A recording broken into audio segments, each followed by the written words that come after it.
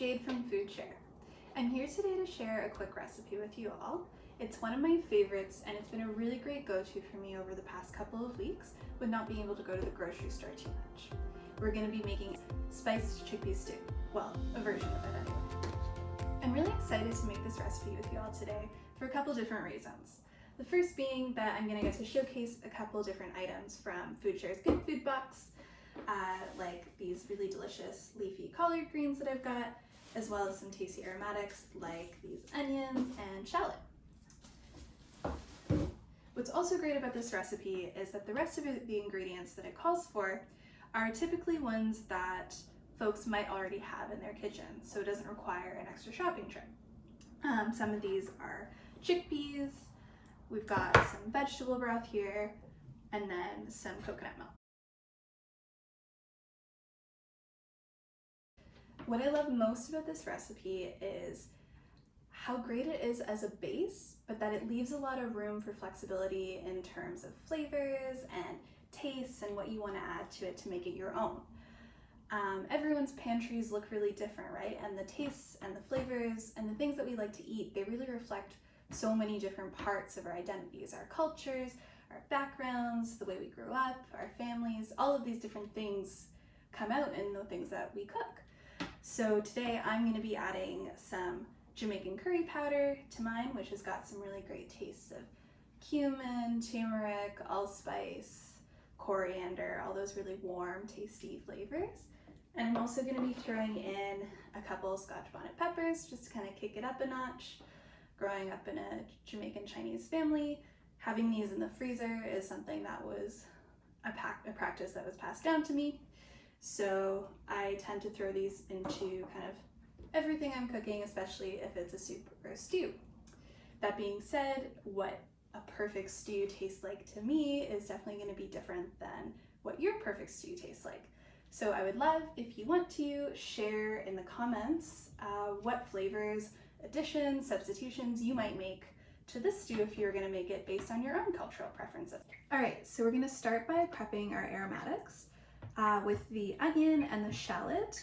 I've already peeled them and now I'm going to dice them into small pieces. I'm also going to slice up a little bit of ginger. This is about 1.5 inches of ginger. And I'm going to slice it into really nice thin slices that will get really crispy when I fry them up. And same with the garlic. And this is just because I really love the taste of ginger and garlic. If you prefer, you could just grate or dice your ginger and garlic, which is what I'm going to do with the other couple pieces of it. But I do like to have that extra flavor in mine.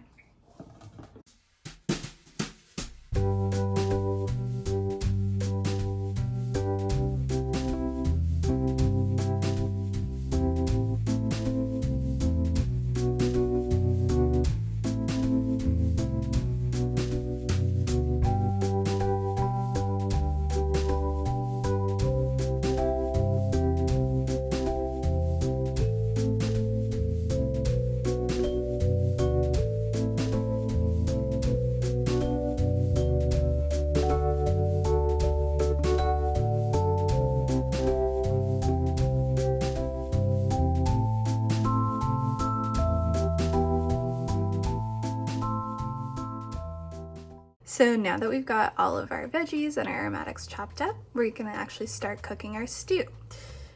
We can start by just turning the burner up to about a medium-high heat, and we're gonna add some oil to the pot. I'm using olive oil. And the first thing we're gonna do is cook our garlic and our ginger and our onions and get those really nice and flavorful and smelling really good.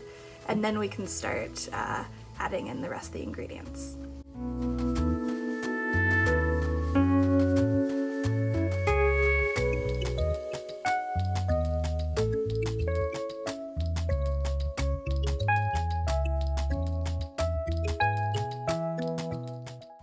I'm a really big onion fan, so I've added quite a lot. Whether you want to add this much is totally up to you.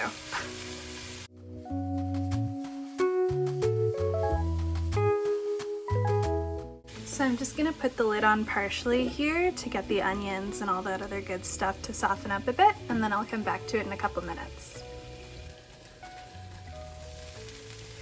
Alrighty, so our onions and ginger and garlic are looking really great. Getting a bit of color in there and they're nice and soft. So now we're gonna go ahead and add the chickpeas. So I've used 2 cans of chickpeas and I've drained them and rinsed them already. I've reserved about a cup of chickpeas on the side that we're actually not gonna use directly in the stew. So as you can see, they're right here, and I'm gonna keep these on the side.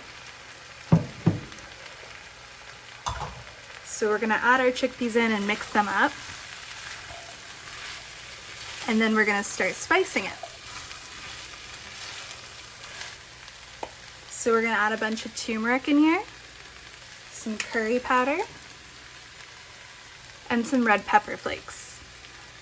And how much you add of each of these is totally up to you. It depends on your own taste. Now we're just gonna stir that all up and make sure all of our chickpeas and our onions are nicely coated with those spices. One of the great things about this recipe is the way that it highlights a couple different kind of budget-saving tips and tricks that you can use when you're cooking with pantry items. It's a veggie, plant-based recipe. So instead of using meat proteins, we're using veggie proteins, these chickpeas. When we're cooking with chickpeas, it's a lot cheaper to buy 2 cans of chickpeas than it is a couple chicken legs or ground beef. Another great thing about canned goods is that when you're at the store doing your grocery shopping, there's a lot of different options and a lot of different price ranges. And a no-name brand of canned chickpeas is going to be just as good as one of the fancy premium brands that are on the top shelf that are labeled organic or locally grown. A no-name can of chickpeas is going to be just as good. And it's going to taste just as delicious.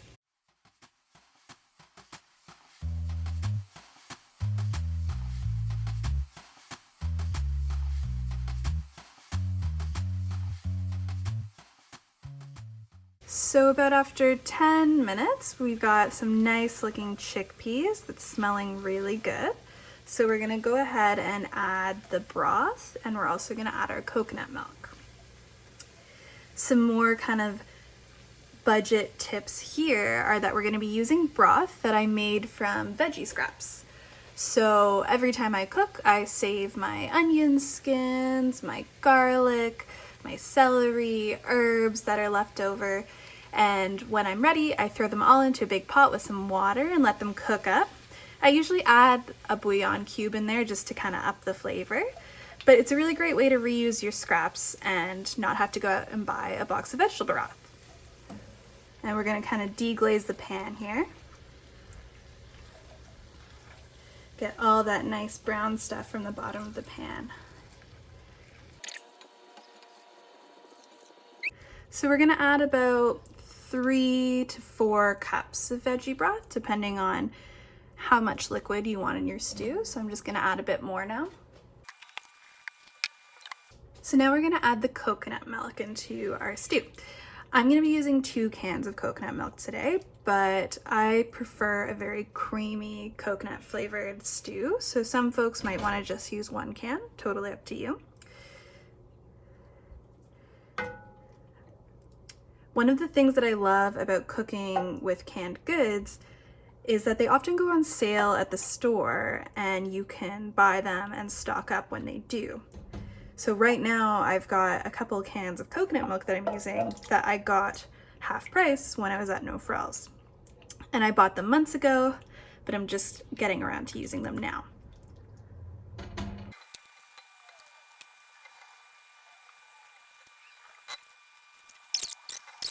So now that we've got that all combined, we're gonna let this come to a boil to get those flavors really mixing together and blending. And then we're gonna add our Scotch bonnet pepper.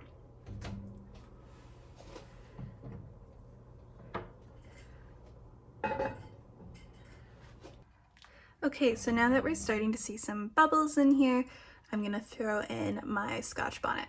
I'm gonna be using an orange one today because I think the red one might be a little bit too hot for what I'm feeling right now. But basically I'm just gonna throw this in whole and we're gonna keep it at a nice simmer to make sure this doesn't burst in the pot. All right. So now I'm just gonna put the lid on partially. I'm gonna lower the heat and I'm gonna let this simmer for about 30 to 35 minutes. In the meantime, what I'm gonna do is prep the add-ins that we're gonna be putting into the stew. So these are the reserved chickpeas that I had taken out of the colander earlier. I've put them on just a dish towel to kind of dry them out. And what I'm gonna do is transfer them to some parchment paper, and I'm gonna bake them totally naked at 400 for about 15 minutes to start.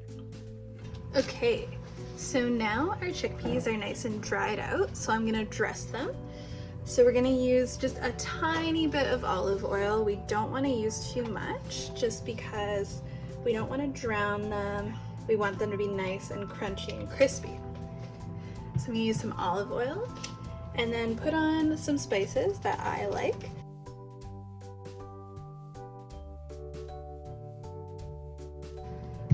And then we're just gonna toss those, careful because they'll be a bit hot. And then we're gonna throw them back into the oven at 400 for about 5 minutes. We'll give them a nice stir and then leave them in for another 5 or 10 minutes. So what I'm gonna do now is I'm just gonna use the back of the spoon to kind of press the chickpeas up against the side of the pot to crush them. And you don't wanna crush all of the chickpeas in the pot, but doing this will release the starches to really thicken up the broth of the stew. As the stew kind of finishes up on the stove there and gets real nice and thick, is just prep the collards that we're gonna throw into the stew for the last 10 minutes of the cooking time. The original recipe calls for you to take the collards or whichever leafy greens you're using in your stew and just rip the leaves up into nice bite-sized pieces. So we're gonna be doing that. But the original recipe also calls to discard the stems of the collards because they are quite tough.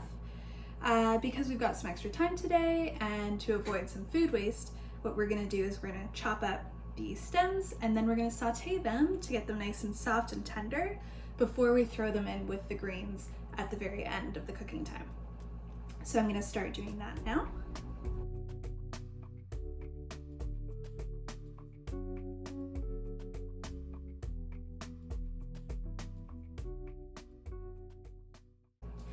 So like I was saying earlier, I really love this recipe because it highlights so many different creative ways to kind of stretch your budget when you're grocery shopping.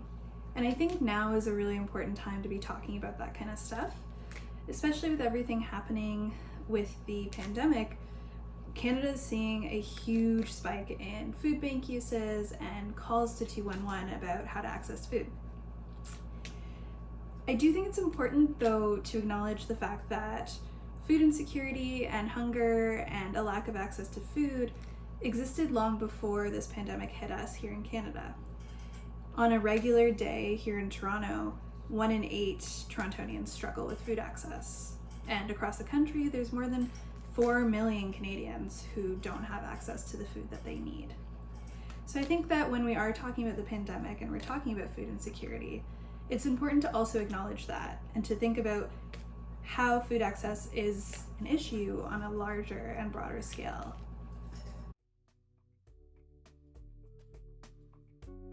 Alrighty, so we've got our collards nice and torn up into little bite-sized pieces. And what I'm gonna do is I'm gonna bring these stems over to the stove and we're gonna saute them real quick.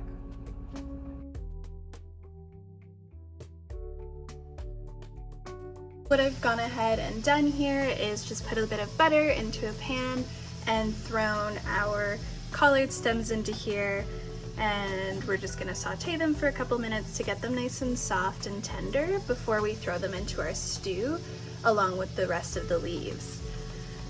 And while we're here, I just wanted to pick up on what we were talking about before in terms of sharing these types of budget tips and tricks. I do think that sharing these types of strategies for stretching out your budget and these kind of tips and tricks for saving money have always been a really important way for communities to kind of help each other manage the weight of the experience of food insecurity.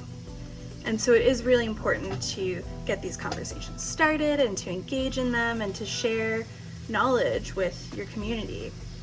But I also think that it's important to think about the fact that when we encourage people to get creative with their budget or encourage them to kind of figure out how to buy groceries for a family of 3 on a minimum wage, it's not a viable solution to the actual problem at hand, right? What doing this kind of stuff does is really shift the responsibility of dealing with hunger and dealing with food insecurity onto the individual rather than recognizing food insecurity as a systemic problem.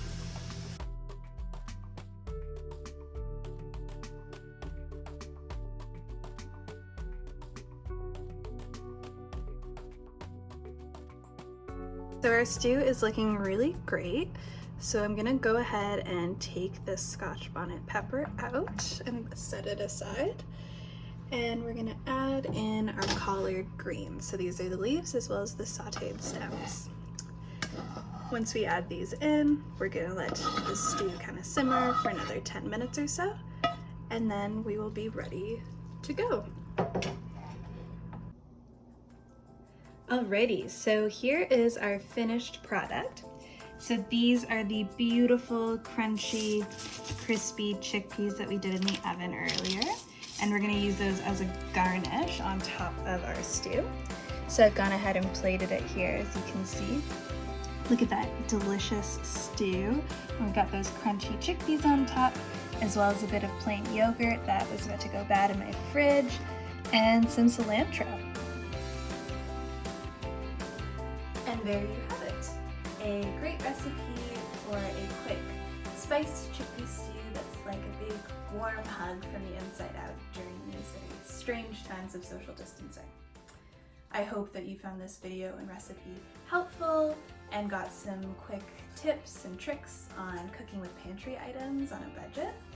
And I also hope that you come away from watching this with some new thoughts and ideas and questions about food insecurity and hunger and food justice here in Canada, so that we can keep having this very meaningful and important conversation together.